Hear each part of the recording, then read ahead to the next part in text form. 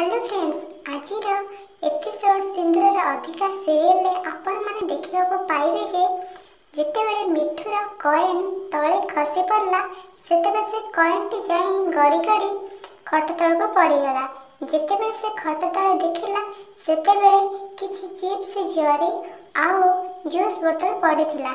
सेतेबले से भाबिला अरे ए चिप्स जरी आ बोतल कुआडे आसिला आको के खाई रखिला। काली तो उर्वी मैडम का निर्जला व्रत थिला ताहले आको खाइला के। तापर से मने पकेला कालीर कथा कि उर्वी मैडम को पार्टी रे किछि चिप्स लागितला ताहले कोन उर्वी मैडम नहंती त। ताहले जाय मु उर्वी मैडम को पछारे।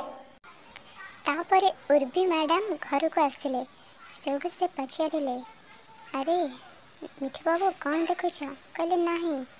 मिठू बाबू कहले उर्वी मैडम आपण घरे टिके जगह पाइबे केते कष्ट करिसेंती केते उपवास करिसेंती निर्जला उपवास जहाँकि आगुरी आपण केबे भी करनथिले हेले लाली पिउसी आ खोड़ी किंतु जमा भी बुझनांती।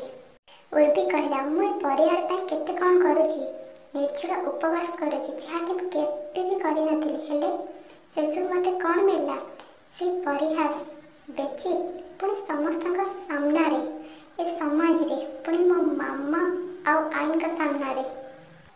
तापरे मिठू बाबू चिप्स जरी आउ जूस बोतल लेके आसले एवं कहले अच्छा उर्वी मैडम आपण तो कहिथिले आपण निर्जला उपवास करछ बोली ताहले आको खाइला के। सेउडू उर्वी ताको देखि कांदी पकाइले एवं कहिले मु कोन करि थांती मिठू बाबू दिन सारा तो किसी भी खाई नथली आपण तो जानिछंती मु एडा एबे ही करूची। Thank you friends, please like share and subscribe my channel.